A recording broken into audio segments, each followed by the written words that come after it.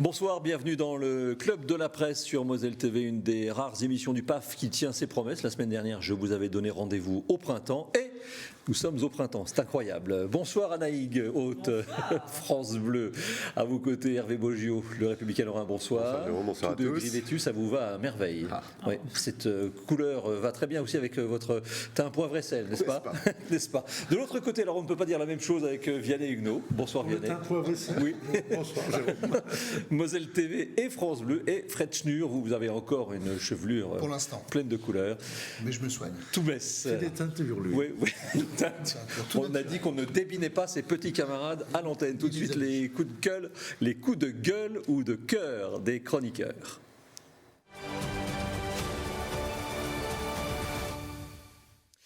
Et on commence avec vous, Hervé Boggio, sur cette forêt de Mercy qui pourrait accueillir un champ de panneaux photovoltaïques. Oui, alors c'est un coup de gueule, mais c'est surtout une incompréhension. Parce que, voilà, je ne comprends pas ce projet qui. Alors autant j'entends bien l'intérêt d'un parc photovoltaïque, autant le fait qu'on le fasse aux dépens d'un massif forestier, surtout un massif forestier dont l'intérêt pour la biodiversité est avéré, attesté, reconnu dans des documents tout à fait officiels. Ça, j'ai un petit peu de mal à comprendre. Et manifestement, je suis pas le seul. Il y a une pétition en ligne qui a déjà recueilli 25 000 signatures. Il y a une trentaine d'associations environnementales qui sont vent debout. Et il y a une enquête faune-flore quand même qui est dans les tuyaux. Les décideurs autour de ce projet ont juré que la décision ne serait pas prise avant les résultats de l'enquête, mais néanmoins il y a une certaine inquiétude. Si vous voulez, moi ce que j'ai beaucoup de mal à comprendre, c'est la concurrence entre d'un côté un parc photovoltaïque dont on comprend bien l'intérêt, y compris environnemental, et puis le fait qu'on va raser 34 hectares de forêt pour le mettre en place. Il me semble qu'en Moselle, dans la périphérie messine et ailleurs, il y a sans doute des endroits qui sont déjà beaucoup plus dégradés, qui pourraient accueillir ce parc et ce projet avec moins de dégâts pour l'environnement. Avec des parcs de bâtiments industriels, par exemple, qui pourraient accueillir des toitures photovoltaïques. Alors, je crois que c'est compliqué en termes de réglementation, ça, en revanche, pour tout ce qui est bâtiments industriels, parce qu'on se dit comme ça, c'est facile, on n'a qu'à mettre des panneaux photovoltaïques sur tous les toits. Je crois qu'il y a des réglementations, notamment avec la neige, les réglementations pour les toits qui peuvent avoir de la neige. Parfois, il y a des champs de panneaux en Meurthe-et-Moselle, pas loin. Où ça? Entre la Meurthe-et-Moselle et la Moselle. Vous êtes tombé dans le 57-3. Ouais, allez, merci sur le thème. Merci Hervé. C'est vrai que c'est toujours un peu compliqué. C'est la nature contre la nature. On a l'impression, on veut faire un geste pour l'environnement, mais d'un autre côté, on détruit aussi une partie de la nature. Combat ô combien difficile. La nature, vous aimez ça, vous aimez les animaux, vous aimez les oiseaux, et vous êtes une fan de télécigogne. J'adore. Alors télécigogne, c'est cette petite webcam qui est installée sur le toit de la mairie de Sarralbe. Tout simplement parce qu'il y a un nid de cigogne qui est là depuis 9 ans. La webcam, elle est là depuis 7 ans. Et chaque année, on attend le retour de Maurice et Mélodie. Maurice et Mélodie. C'est le couple de cigognes. Figurez-vous que le deuxième œuf vient d'être pondu. On voit en direct ces cigognes qui évoluent. Alors là, on voit les images d'aujourd'hui. Donc, il y a un peu de pluie, évidemment, sur l'objectif. Mais voilà, c'est très sympa parce qu'il y a toute une communauté qui s'est montée sur Facebook avec des gens, mais au taquet. C'est-à-dire que Dominique Klein, qui gère cette webcam et ces cigognes à Sarralbe, reçoit des textos à minuit qui lui disent il y a un deuxième œuf. Tout le monde suit ces cigognes parce qu'ensuite elles sont baguées, on peut savoir où elles vont dans le monde. Pour la petite histoire, il y en a même une qui s'appelait France Bleu l'année dernière, voilà, dans les bébés cigognes. Et c'est vrai que tout le monde suit un peu les aventures de ces petits cigognos. Ça fait du bien, un peu de douceur dans ce monde de brut, non? Oui, c'est vrai. Est-ce que vous regarderiez, vous, par Moselle TV, TV Cigogne, par curiosité. Oui. Après, je vais pas y passer la journée. Oui. D'ailleurs, j'ai vu que Maurice s'était fait la malle.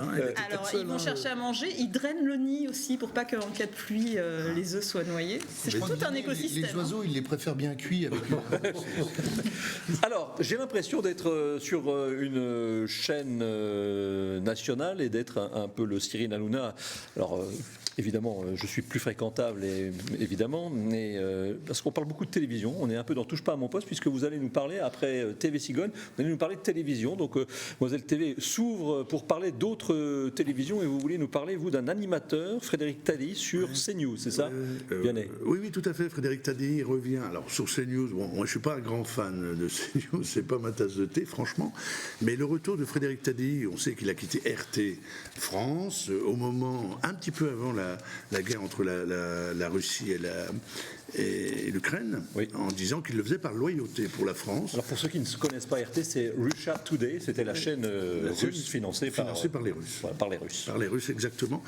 Et il revient, je trouve que c'est une bonne nouvelle, parce que c'est un des très bons journalistes, animateurs, c'est-à-dire qu'ils savent, de ceux qui savent élever le débat, qui savent aussi organiser des débats de façon dépassionnée. Vous parliez à l'instant de Cyril Hanouna, on est perdu aujourd'hui entre des animateurs de débat qui surexcitent les choses et qui surexcitent les gens.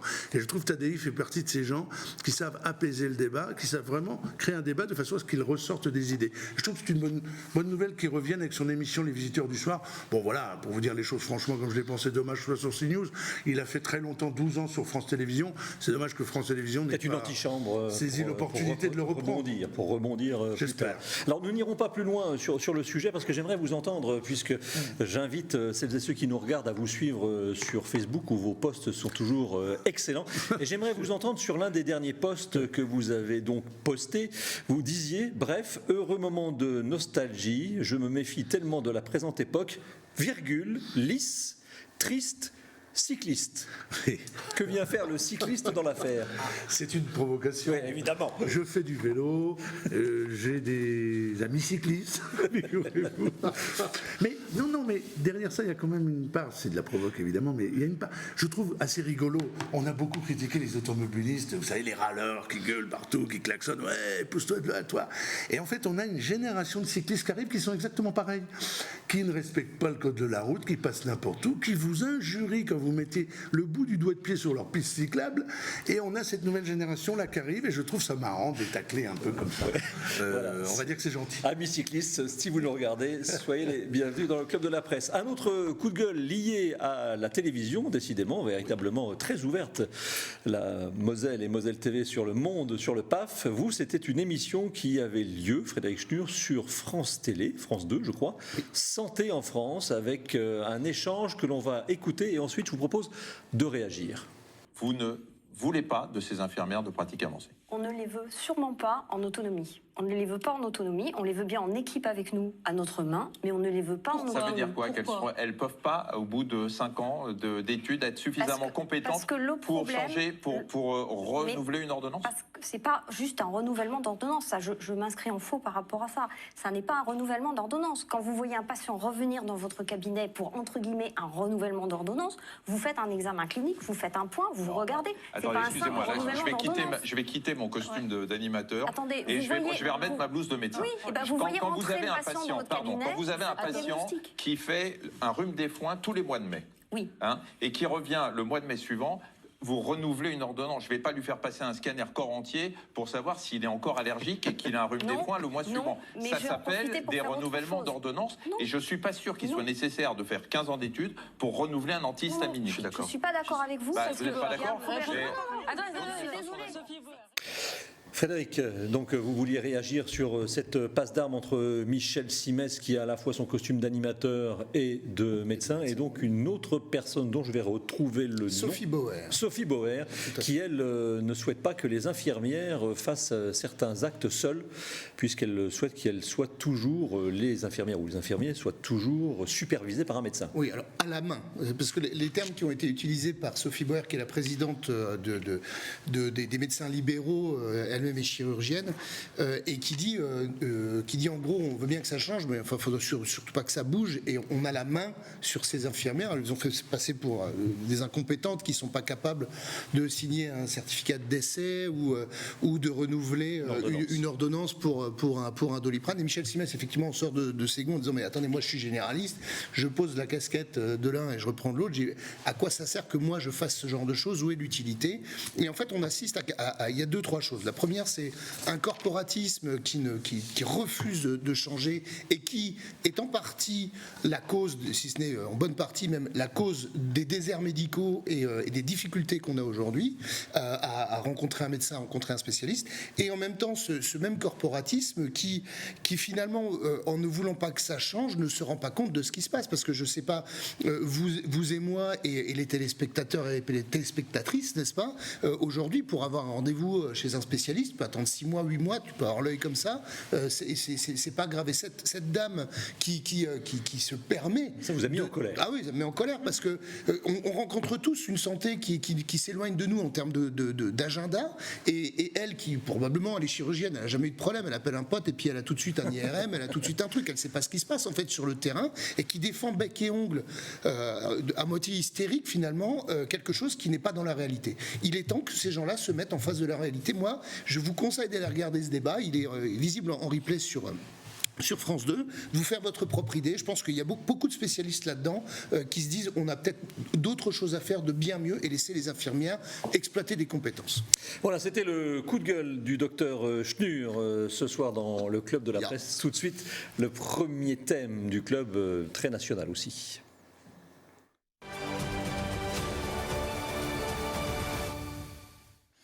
Alors je ne sais plus exactement quelle est l'expression que vous avez utilisée, ces gens-là doivent aussi se confronter à la réalité. J'ai l'impression que ça pourrait aussi coller avec le thème des retraites, puisque c'est ce que les manifestants reprochent notamment aux premiers Français d'entre nous, c'est-à-dire le président de la République.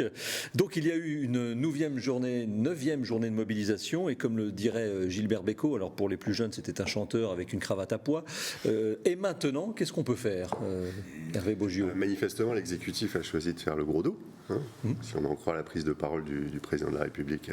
Devant un public un peu particulier, puisque c'était à 13h, absolument, où ça n'est pas vraiment la France qui travaille, qui regarde. On est d'accord, dans un public assez particulier. Là. Bon, voilà, hier, on a eu la réponse du berger à la bergère, cette 9e journée, un rebond, et puis surtout, ce qui, à mon avis, est le plus inquiétant, une radicalisation qui monte d'un cran à chaque fois, avec des dégâts un peu partout en France. On a la chance, ici, en Moselle, et singulièrement à Metz, pour le moment, d'être relativement préservé. Mais quand vous dites « et maintenant », voilà, la question c'est combien de temps l'exécutif va faire le gros dos, et jusqu'à où les choses vont déraper. Moi, je suis assez inquiet personnellement. Anaïg Haute, vous êtes la première femme présidente de la République. Qu'est-ce que vous faites?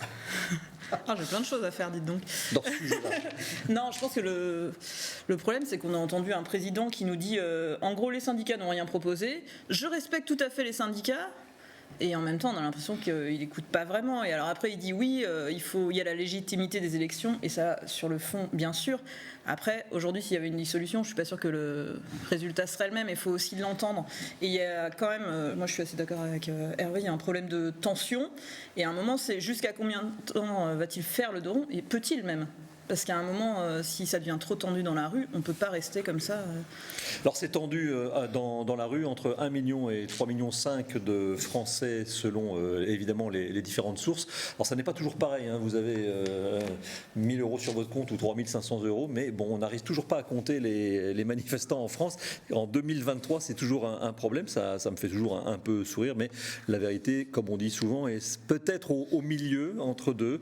En tous les cas, c'est beaucoup de personnes. 8 à 20 000 à Metz, donc c'est quand même beaucoup pour une manifestation. Qu'est-ce que vous feriez, vous, Vianney Huguenot? C'est un sujet extrêmement compliqué. Moi, j'entendais Hervé tout à l'heure dire je suis inquiet. Moi j'ai 55 ans, j'ai suivi la politique, j'en ai fait, je l'ai observé. Il vous en reste 7 ou 9 alors? Et il m'en reste 7 ou 9, voilà, selon Emmanuel Macron. J'ai jamais été aussi inquiet. Je pense qu'il y a vraiment, on est dans une époque extrêmement complexe. Je vais juste vous lâcher ce que je disais l'autre jour dans un cercle d'amis où je disais c'est un type comme Haroun Taziev qu'il nous faudrait comme président de la République aujourd'hui. Je vous explique pourquoi. Parce que, en fait, on a un problème de tectonique des plaques. Oui. Les plaques qui se confrontent, qui créent des séismes. Et aujourd'hui, on a une confrontation entre deux époques. On a une époque qui est finissante et on a une époque qui est naissante. On est dans un vide aujourd'hui, dans un creux, dans une fissure qui est extrêmement compliquée. Et donc, ça crée des radicalités à gauche. Regardez, la gauche institutionnelle ou social-démocrate ou gouvernementale n'existe plus. Elle est aux abonnés absents, elle est aux ordres de Mélenchon. La droite, je ne sais plus où elle habite. Hein. Donc on a des radicalités dans la rue, et on a un président de la République qui est lui-même en train de se radicaliser avec le 49.3, c'est une forme de brutalité, et qui a fait une interview sur TF1, mais excusez-moi, mais qui était hallucinante. Alors il le dit avec le sourire et avec des mots très châtiés, très gentils, tout se passe très bien. Mais il dit quoi globalement? Son message central, il dit au Français, je vous emmerde. Il dit, pour dire les choses globalement, c'est je vous emmerde. C'est-à-dire que moi, ça me choque d'être à ce point en dehors de la réalité des choses. Et en fait, il fait l'inverse de ce qu'il voudrait, à mon avis, faire, c'est qu'il montre son extrême fragilité. Il n'a pas compris son époque. Et c'est incroyable pour un type qui est jeune, quoi. Voilà. Il n'a pas été élu local non plus, il n'a pas été confronté. C'est pas un président qui a été élu local avant, qui a été confronté aux gens. Et moi, j'ai l'impression qu'il y a un manque là-dessus. Il ne comprend pas son époque. Frédéric Schnur, vous dites que vous n'êtes pas d'accord. Est-ce que vous avez l'impression qu'on joue le pourrissement, qu'il joue le pourrissement, Je ne crois pas que c'est ça. Alors déjà, s'il y a bien des gens qui ne comprennent pas leur époque, pour moi, c'est un gars comme Martinez, hein, parce que c'est pas le syndicalisme moderne. Pour moi, c'est le syndicalisme de Krasuki, quoi. C'est-à-dire, c'est poussiéreux, c'est sale, et c'est au moins, voire même beaucoup plus de communication qu'autre chose. Pour moi, l'inquiétude, elle est partagée. C'est-à-dire que c'est pas la première fois qu'il y a un sujet où c'est toujours les mêmes qui sont dans la rue pour défendre un précaré d'abord sous couvert d'une utilité publique, qu'elle soit justifiée ou non d'ailleurs. Il y a un élu qui a été mis en place démocratiquement sur un programme. C'est pas Jean-Luc Mélenchon, c'est pas qui que ce soit d'autre d'ailleurs. Si qui que ce soit d'autre avait été élu, ce serait lui qui mettrait en place son programme. Que ne lui dirait-on s'il ne le mettait pas en place? Écouter, pas écouter. Alors ça, c'est un sujet qui est intéressant. Donc vous êtes un légitimiste. Je suis. C'est la démocratie, quoi. On a les Français. Tout le monde n'a pas été d'accord. Et au final, il faut bien, parce que sinon, il est ingouvernable, hein, ce pays, comme n'importe lequel. Ou alors on met un petit dictateur. Et puis là, on verra la différence. Donc, il y a un programme, il faut qu'il l'applique. Quand François Hollande n'a pas appliqué son programme parce qu'il a fait strictement l'inverse, que n'a-t-on entendu? Des mêmes qui aujourd'hui gueulent parce qu'il y a un gars qui applique son programme. Alors moi, je suis pas pour, je suis pas contre, c'est même pas le sujet, parce que sur le fond du sujet, il y a des discussions à avoir. Mais finalement, qui écoute quoi?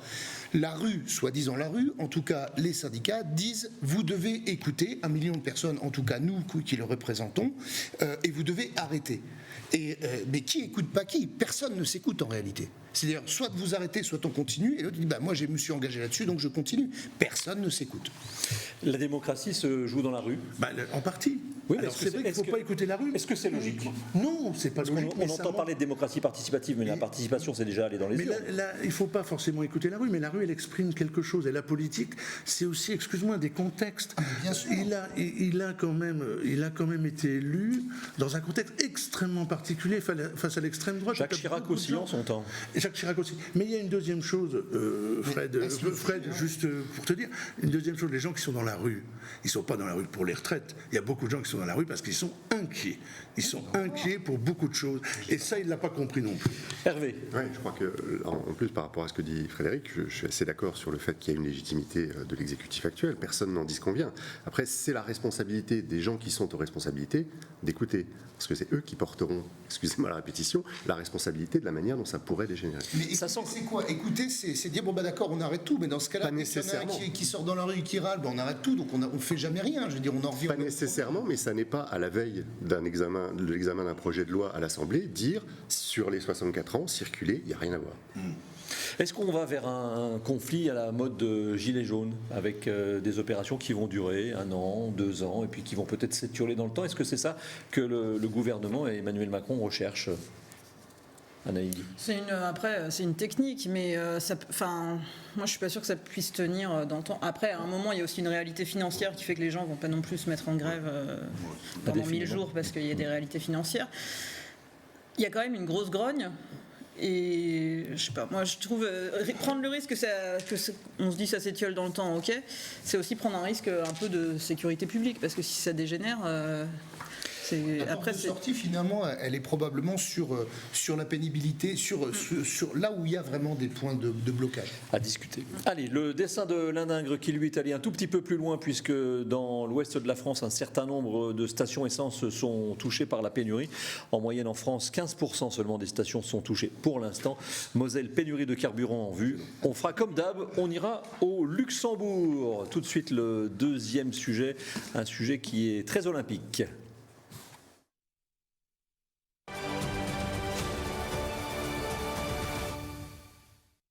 Il nous reste quelques minutes puisque vous avez été passionnant et passionné par le premier sujet pour évoquer les habits olympiques. Alors je le dis ouvertement, j'avais pris l'engagement de le dire devant témoins, c'était votre coup de cœur Anaïg et c'est devenu un sujet, je vous prie de m'en excuser. Mais vous avez bien raison parce que c'est un vrai sujet. Mais votre coup de cœur sur les cigognes était très intéressant. Donc c'était votre coup de cœur, alors pourquoi ?